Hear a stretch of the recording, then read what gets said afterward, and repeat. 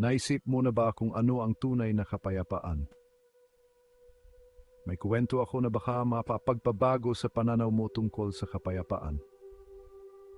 Noong unang panahon, may isang hari na gustong hanapin ang pinakapayapa na pinta sa kanyang kaharian. Nagpahayag siya ng isang paligsahan at inimbitahan ng mga pintor mula sa iba't ibang lugar. Ang hamon, gumawa ng pinakamagandang paglalarawan ng kapayapaan. Nagsimula ng magpinta ang mga pintor at di nagtagal nakatanggap ang hari ng napakaraming obra maestra.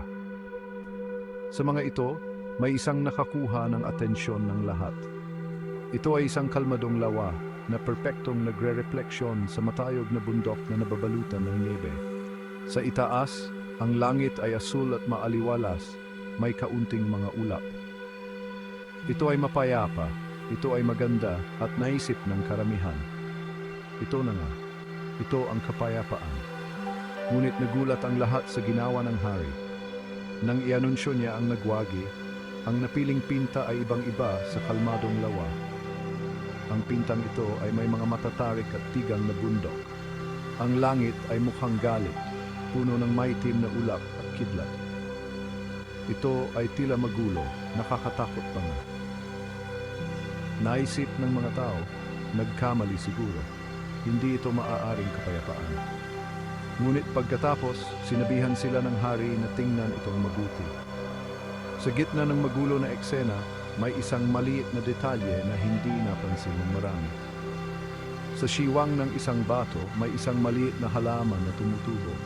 At sa halaman na iyon, isang inahin ang gumawa ng kanyang pugad. Sa gitna ng malakas na bagyo, ang ibon ay mahinahong nakaupo sa kanyang pugad, hindi nababagabag sa kaguluhan sa paligid. Ito, paliwanag ng hari, ang tunay na kahulugan ng kapayapaan. Ang kapayapaan ay hindi tungkol sa pagiging nasa lugar na walang ingay, problema, o mahirap na gawain.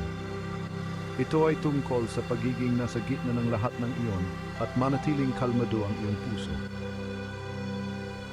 Ang tunay na kapayapaan ay isang estado ng pag-iisip, hindi isang estado ng kapaligiran. Ang inahing ibon na mapayapa at kalmado sa kabila ng bagyo ay tunay na kumakatawan sa kung ano ang ibig sabihin ng kapayapaan. Kaya sa susunod na ang buhay ay maging magulo, tandaan ang inahing ibon. Hanapin ang iyong sariling pugad ng katahimikan sa loob ng bagyo. Dahil ang tunay na kapayapaan ay nagmumula sa loob. Salamat sa panood. Kung nagustuhan mo ang kwentong ito, ibahagi ito sa isang taong maaring nangangailangan ng kunting kapayapaan ngayon.